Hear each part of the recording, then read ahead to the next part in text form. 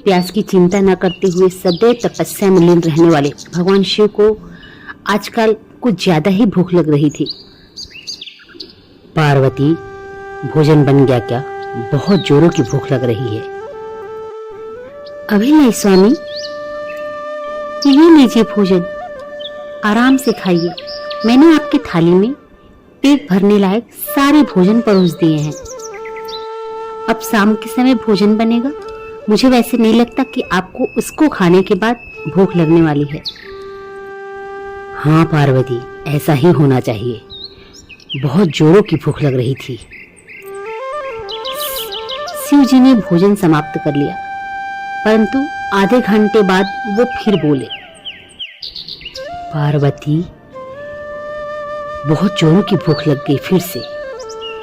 वो उस भोजन का कुछ हिस्सा बचा हुआ है क्या? नहीं स्वामी, उसमें से तो कुछ नहीं बचा स्वामी। मैंने आपको सारा परोस दिया था। फिर से भूख लग गई क्या?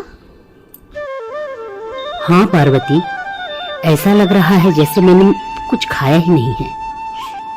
जल्दी से कुछ बना दो पार्वती, बहुत जोरों की भूख लग रही है।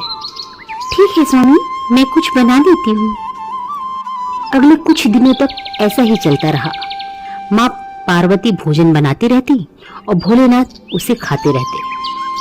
इतना सारा खाना खाने की वजह से भगवान भोलेनाथ का पेट और शरीर बहुत बढ़ गया।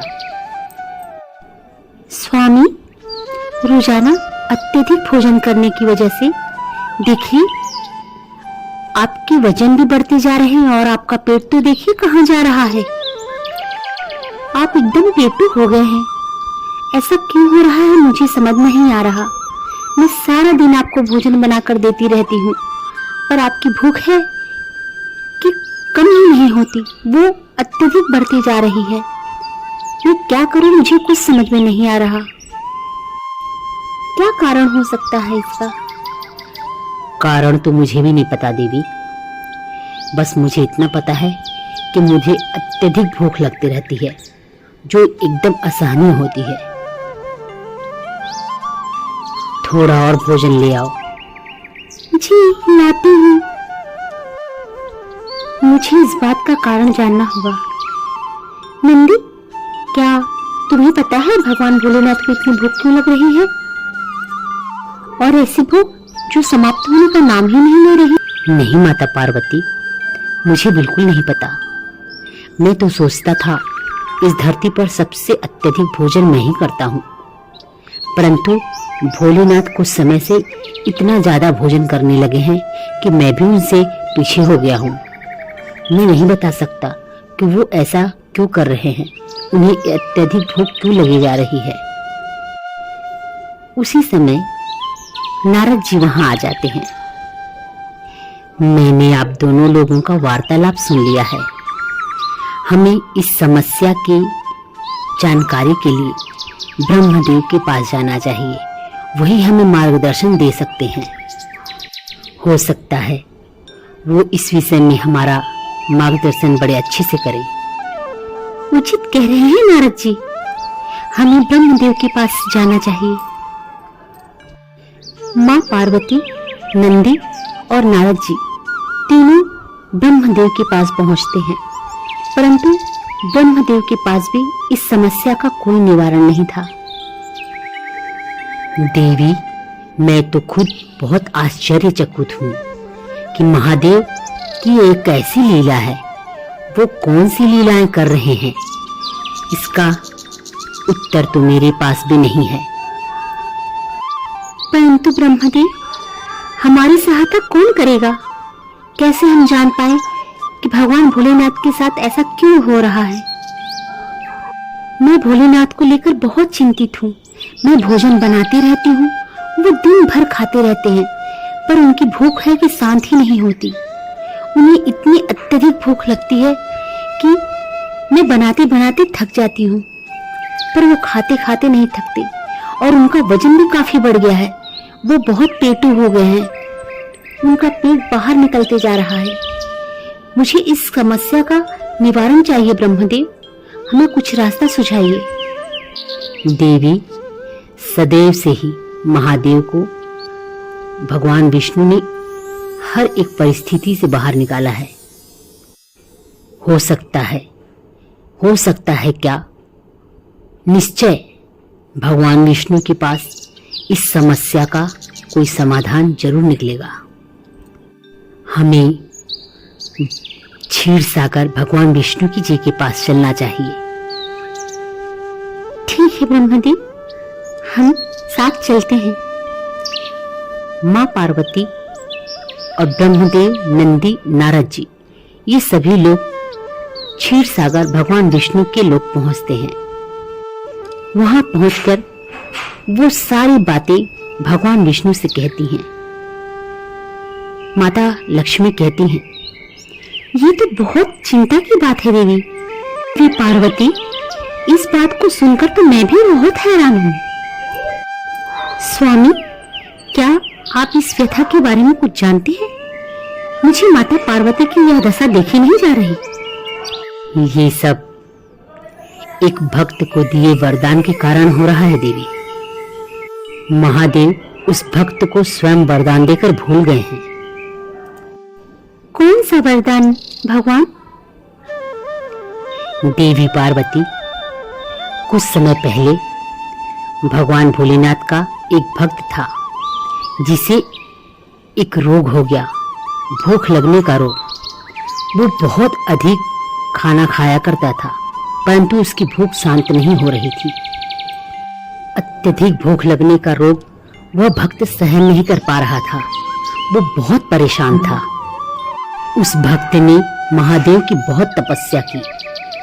आप तो स्वयं जानती हैं, भगवान भोलेनाथ तो बहुत जल्द ही प्रसन्न हो जाते हैं।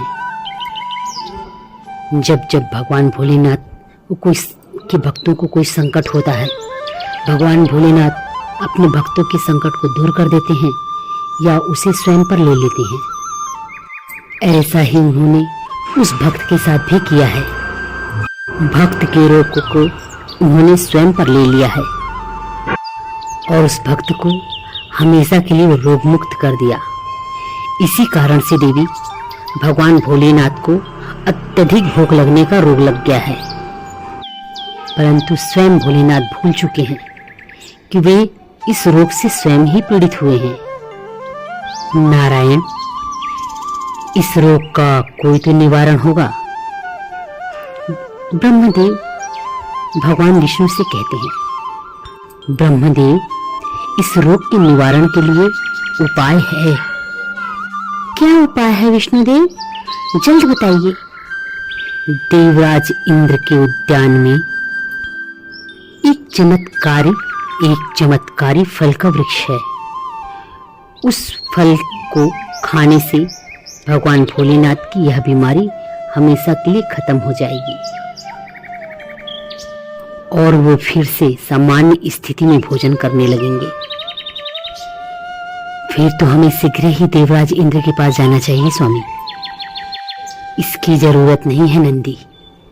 मुझे इस स्थिति का पहले से ही आभास हो गया था, इसलिए मैंने देवराज इंद्र को वह फल लाने के लिए कहा है। वो फल लेकर आते ही होंगे। तभी इंद्रदेव भी वो फल लेकर वहां आ जाते हैं। विष्णुदेव, आपने जो ये फल मंगाया था, ये फल अत्यधिक भूख लगने वाले व्यक्ति को खिलाने पर उसकी भूख शांत हो जाती है और सामान्य हो जाती है। उसके लिए ये फल अति उत्तम है। देवी पार्वती, आप इस फल को ले जाकर महादेव को खिला दीजिए। इस फल को खाते ही उनकी भूख पहले की तरह सामान्य हो जाएगी। धन्यवाद विष्णुदेव, आप सभी लोगों को धन्यवाद मेरे इस कार्य में सहायता करने के लिए और मुझे इसका उपाय बताने के लिए। देवी पार्वती वह फल लेकर नंदी के साथ अपने कैलाश पर चली आती हैं और भगवान भोलेनाथ को वह फल काटकर खिला देती हैं। अरे वाह देवी, ये फल तो बहुत ही स्वादिष्ट है। कहाँ से लाया तुमने? इस फल को खाते तो मैं बिल्कुल तृप्त हो गया हूँ। ऐसा लग रहा है मेरी भूख भी शांत हो गई है देवी। माती, लगता है फल ने अपना असर कर दिया है। क्यों, क्या ये कोई चमत्कारी फल था पार्वती? हाँ स्वामी, मैं आपको पूरी बात बताती हूँ। माँ पार्वती भगवान भोलेनाथ को सारी बातें बता देती हैं। माता पार्वती की बात सुनकर भोलेनाथ स्वयं पर बहुत हंसते हैं।